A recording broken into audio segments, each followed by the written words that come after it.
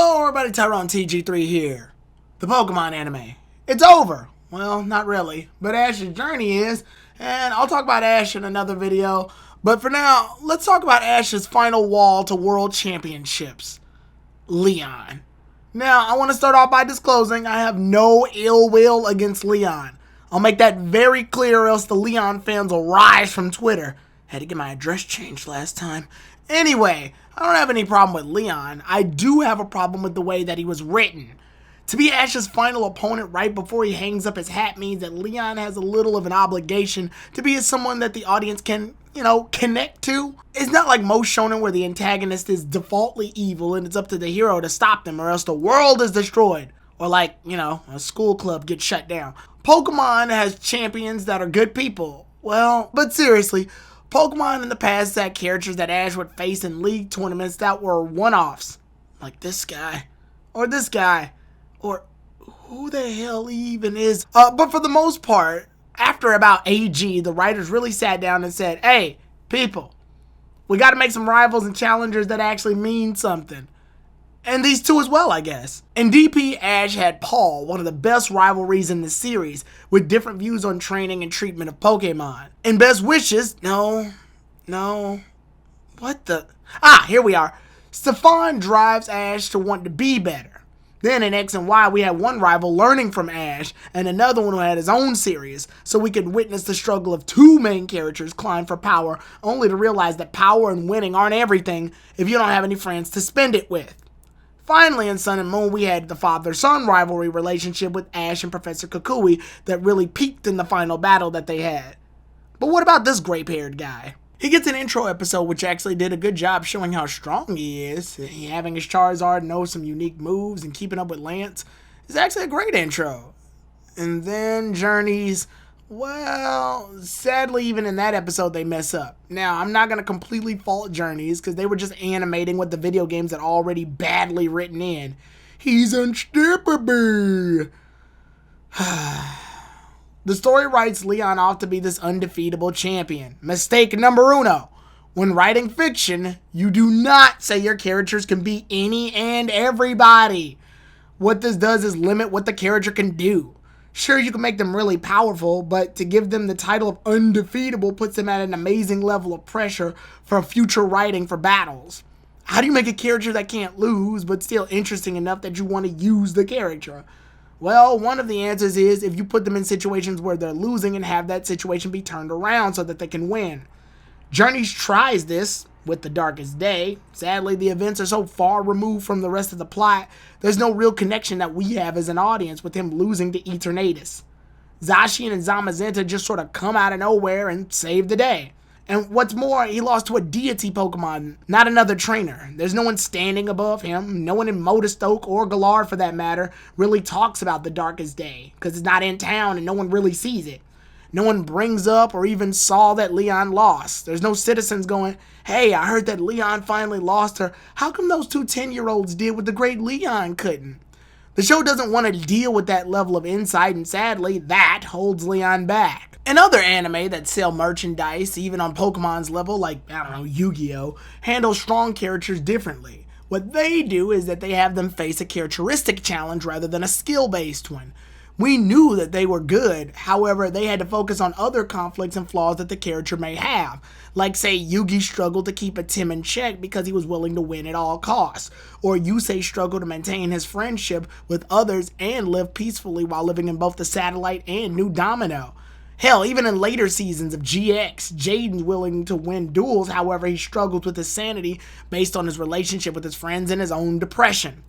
But with Leon, pretty much all of his eternal struggles happen off-screen and is so quickly told to us in one-off episodes that we never get the chance to go back to. He just goes, yo, that umbrella dragon sure was strong, but I'm glad because it shows I got a lot of work to do to get stronger. And Ash is all like, did you tell anyone you lost? And Leon's all like, no, Ash. And neither will you. And Ash is like, Now, I know I unfairly compared Leon's plight to main characters in other anime. And he's not a main character. This 26-year-old, 10-year-old is. But as the unstoppable world champion, whose title when lost will ultimately give Ash the current greatest title in Pokemon history, so stupid, I feel the anime owes us at least a little more structure on one of Ash's most important antagonists to date. I don't know, maybe that's just how I feel.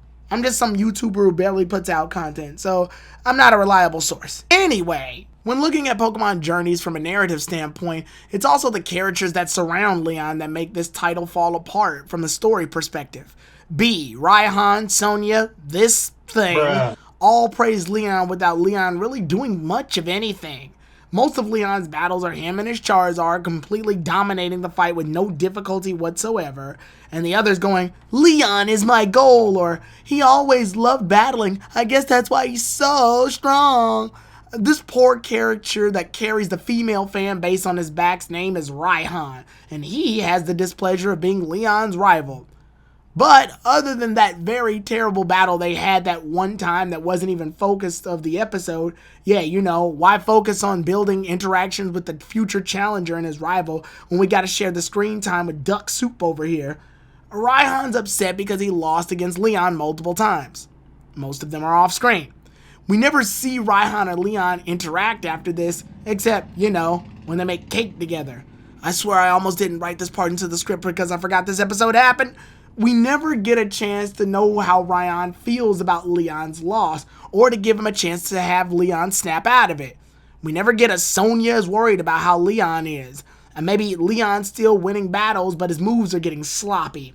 Maybe his brother Hop is trying to talk to Leon, but hasn't been able to see Leon for a long time because Leon's been more focused on training ever since he lost to Eternatus, and Hop probably blames Ash for that. Or another scenario, while training Eternatus, Leon said that he did a casual off-screen training, by the way. Leon struggles in the real training at first with Raihan, but Raihan backs him up and reassures him of the strength he has. I can't help but feel that Leon definitely needed some episodes to himself to help the audience really connect to his character. He's the final boss, so essentially to have him handled so casually definitely removes him from the experiences of a final battle if you look at it for more than a few seconds. Now, I know, hey, stop! I see you moving to the suggested videos. Stop it! I'm not done.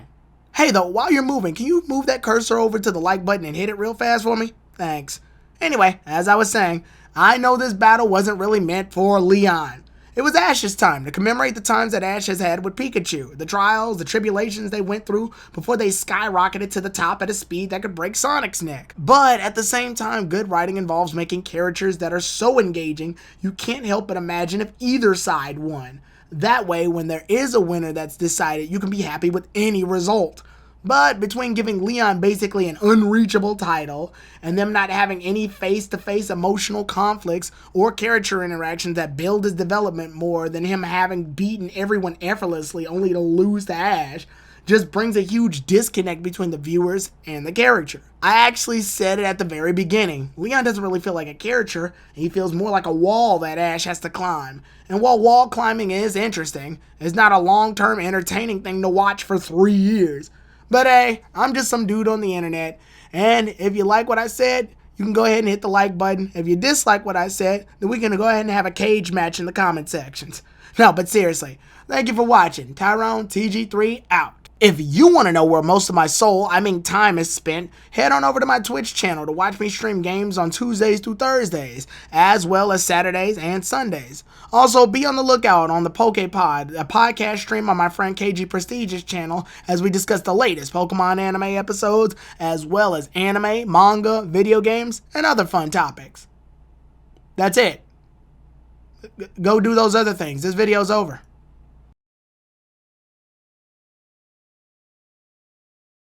Who the f*** are you?